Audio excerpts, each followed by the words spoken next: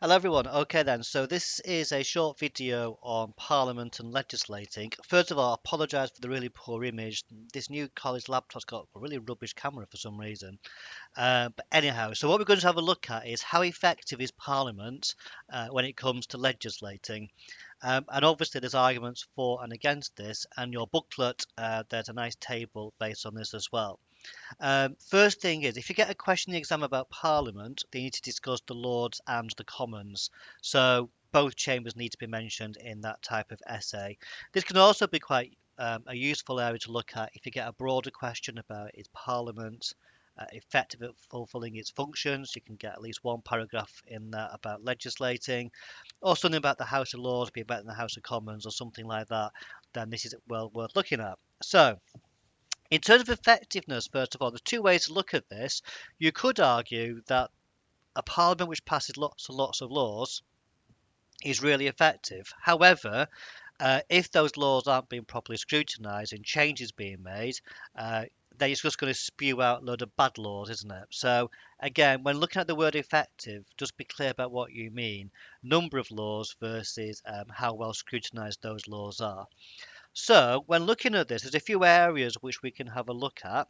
We can have a look at the House of Lords, effective or not, when it comes to legislating, the role and influence of backbench MPs, the look at the committees, and also the dominance of the government as well within the Parliament, this fusion of powers which you have. So, first of all, let's have a look at which we'll do. We'll look at the House of Lords to begin with. Okay, the second chamber. Um, it's a revising chamber. It's not as powerful as the House of Commons. It can be overridden by the Commons, but that said, it can be quite effective when it comes to scrutinising and looking at legislation. Since 1999, no government enjoys a majority in the House of Lords, which means that Labour and Conservative governments are a little bit wary of the House of Lords. Also, the House of Lords has a number of these so-called experts in the chamber who have got knowledge, who might therefore challenge the government over legislation. So, Lord Dubs, for example, who we mentioned in class, he was a child refugee himself. He takes great interest in child refugees. On the Syrian, on a bill to do with refugees, to do with Syria, and he had an amendment on that bill to say that children from Syria should have special status. You also might see experts on a whole range of legislation from the House of Lords. Another example which springs to mind are things like you've had former government ministers on this Rwanda bill. So Lord Ken Clarke, for example, was a Home Secretary at one point, I believe, under the Thatcher government. He's been Chancellor, he's been Justice Minister. He's got a great deal of expertise, and he's challenged some of the government legislation regarding the Rwanda bill. So they're just a couple of examples of this expertise in the House of Lords. And what you do see in the House of Lords are defeats being made on the government and amendments being made. So I'm recording this, the middle of April 2024. The Rwanda bill, which is currently doing ping pong between the two chambers, you will see in the House of Lords having a number of amendments for a group who are perhaps not the most popular in the UK. Refugees and people coming across on those boats, but they're standing up for this group and they are demanding certain amendments to be made, which again might suggest that the House of Lords is being effective. Another one is the Police Crime and Sentencing Act, which was passed in 2023, I believe. It may be 2022, someone please correct me. Again, you saw the House of Lords putting forward amendments in favour of protests and against the government actions where they wanted to have more control over these protests. Again, not standing for a very popular group perhaps, but an important principle of being able to protest and civil liberties. So the House of Lords, therefore, has been able to make amendments to legislation, delay legislation, cause the government a headache, and therefore, you might say, has been quite effective. I mean, there are other areas as well. They had a number of defeats they inflicted on the government over Brexit, over things like the status of people from the EU who are living in the UK. There are issues as well over tax credit cuts in 2015. which again the House of Lords was kind of trying to protect the low paid. So in all these areas, you could say the Lords has been quite effective. It's challenging the government, it's forcing them to delay things, putting in amendments, and the government might or might not take up those amendments, but it might. But the government's got to be aware of where the House of Lords is. Now, the counter argument to say, well, the Lord is not very effective is that a lot of these amendments can be overturned. Lord Dubbs's amendments on children from Syria was overturned by the House of Commons. I suspect most of the Rwanda bill, a number of the amendments to date have also been overturned.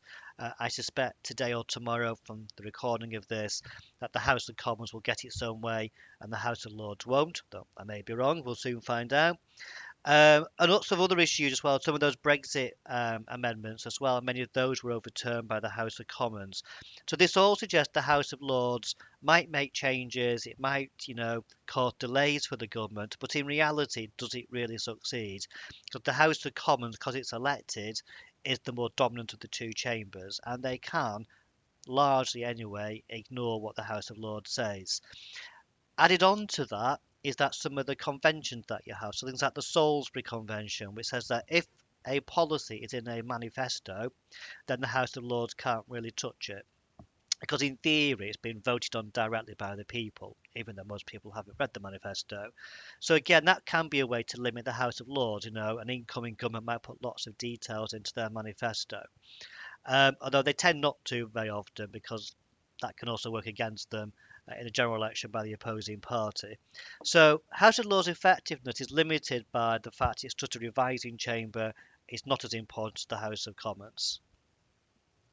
Other areas, we'll discuss the House of Commons, is the fact the government, this fusion of powers, which means the government sits in the House of Commons, which means it's got at its disposal the powers of patronage over MPs, it's got the whips at their disposal, so they can really kind of control. And they've also, one of the most senior cabinet members is leader of the House, and they effectively decide the timetable for the House of Commons. And so they're really dictating the House of Commons and how long bills are debated for, etc., etc., which can be a real weakness in terms of it being effective. So, I mean, in terms of output, in 2019 there were 39 bills which went through Parliament. I found out in 2023 there were 57 acts of Parliament passed. So, in terms of number of bills being churned out by Parliament, quite effective. And some of them quite controversial. So, in 2016, the Investigatory Powers Act was a very controversial legislation, went through the House of Commons. You've had the Police Crime and Sentencing Act, so 2023 or 22, whichever year it was, again has sailed through Parliament. I suspect the Rwanda bill will be similar this year, will just probably go through. So quite a lot of controversial legislation has gone through. And you can say this is effective. You could say this is Parliament doing its job. There's these controversial issues, these areas of public policy which might require reform and change, and Parliament is responding and passing laws. The counter-argument is, though, how well scrutinised are those laws, and is Parliament basically at the mercy of the government? And if the government's got a big majority, does that make Parliament even more at the mercy of the government? Um, so the government control the voting processes. As I said before, how long bills are debated and discussed, and all this kind of stuff. They control the committees, which we'll come to a bit later on. And there's this argument that is it too easy for governments to pass laws? Governments with big majorities, is it too easy? The fact it took Tony Blair, was it longer than that, wasn't it? 8 or 9 years before he had his first defeat. And how many bills was his government responsible for before he had a defeat in Parliament? Surely a Parliament worth its salt will be much more keen and able to inflict defeats on the government. So therefore not effective, too easy to pass legislation, government, too much powers in the hands of the government. In terms of legislative committees or public bill committees, again, as you know from my lessons, I'm not the greatest fan of these in terms of their effectiveness, but there are some arguments to say that they are effective. The fact that backbench MPs are on these committees, the fact that they can propose amendments. Very often it's the opposition parties which propose the amendments. The fact that they can try and bring some expertise in to look at these. In terms of the House of Lords, the committee stage there is probably more effective. The fact, the whipping is not as strong, the fact you have more of these experts, this is where you tend to find the amendments being first tabled. So the Public Bill stroke Legislative Committee in the House of Commons, I would say there's some strength to them. However, I think the weaknesses far outweigh the strengths. The fact that the majority of members of these committees are always from the majority party, largely chosen by the government whips. So, of course, they like to choose people who perhaps are not experts in the field which is being investigated, suggest that they don't tend to make many amendments. Also, because the majority party dominates these committees, this means that if an opposition does come up with some amendments, an opposition MP, they can just get voted down at the committee stage. And if they don't get voted down there, they'll be voted down at the report and third reading later on. I found that between year 2000 and 2010, so that's most of the Labour government of that time, there were 17,468 proposed amendments made to legislation in the committees being made by opposition MPs, so it would have been Conservatives and everybody else in that period. However, that sounds really impressive. However, only 88 were successful, which is less than 0.5%. Now, I've got no proof of this, but I've got no reason to suggest that has altered since 2010. Again, that reading you had to do from Isabel Hartman's book, again, she really highlights, doesn't she, the weaknesses of these committees and MPs doing their Christmas card lists and all that type of business during this committee stage. A final area to have a quick look at are the role of backbenchers when it comes to legislating. Um, Again, there's two ways backbenchers can have a big influence over this. One is by rebellions and voting against their own government's legislation and siding with the opposition. The second way is through private members' bills. Now, in terms of rebellions, as we know from when we did this in lesson, there has been an increase in recent years. You also tend to find, and that I don't know what that's down to, by the way. It might be down to social media and the fact that MPs are more aware of their constituents, and they can kind of be attacked more easily by their constituents if they vote in a different way to what they want. Um, you tend to find as well that governments who are coming towards the end of their life, so at the moment, the Rishi Sunak government, that long period of Conservative rule seems to be kind of, judging by the opinion polls, on the wane, shall we put it that way, can encourage more MPs to rebel. There's less prospects of future jobs. They might want to try and, um, you know, boost their reputation locally, perhaps by being voting against an unpopular government. Whatever it is, there has been an increase in backbench rebellions. Um, so there's been, sometimes they're not over significant issues, but sometimes they have been. So, for example, Theresa May faced significant rebellions, and she led to her defeat on the Brexit bills, for example, some of the biggest rebellions in parliamentary history. The Sunday Trading Bill of 2016 again saw 27 Conservatives voting with Labour, and that bill was defeated in that David Cameron's government. So again, these are occasions where rebellions have been successful. What you tend to find is that governments with small majorities, so that David Cameron government of 2016, the Theresa May Brexit period, it's easier for backbenchers to inflict defeats on the government because it doesn't need as many of them to do so. So if you compare, so a backbencher really is more powerful over legislation, and their votes are perhaps more valuable when there's a small majority compared to a government with a big majority.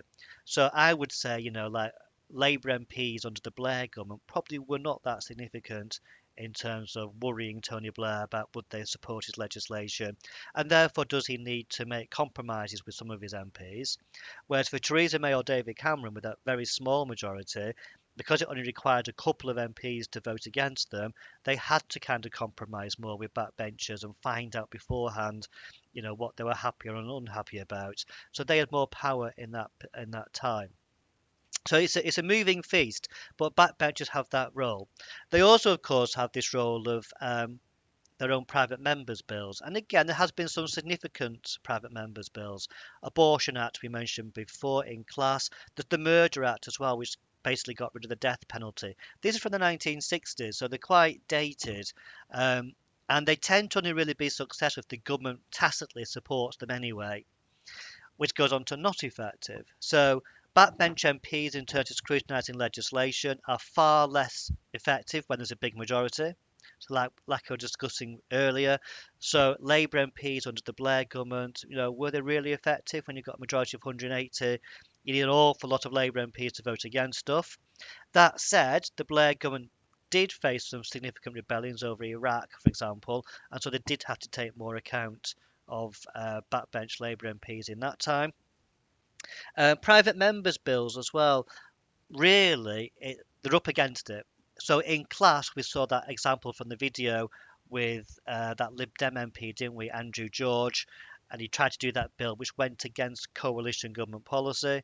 So obviously, you know, he had no chance of success because the government made sure it was scuppered.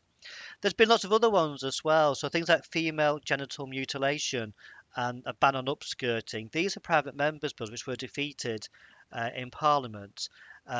So a whole range of issues, but they can be defeated. So unless the government really tacitly supports something, they tend to fail. So overall, then, how effective is Parliament at legislating? There's arguments to say it is. There's arguments to say it isn't. Personally, I think the House of Lords is perhaps a bit more effective in terms of proposing meaningful legislation amendments, but then in practice, it's the House of Commons which wins, which tends to be dominated by the government and their MPs. So it's, as ever, it's a judgment call. This would make quite a nice 30-mark question. It could also be a paragraph of a question. You have to pick out the key points. If it's a more general question about is Parliament good or bad, or is the House of Lords better than House of Commons, something like that. Okay, so I hope that helps. See you for a future video. Hopefully, I'll do it on my other computer with a better camera.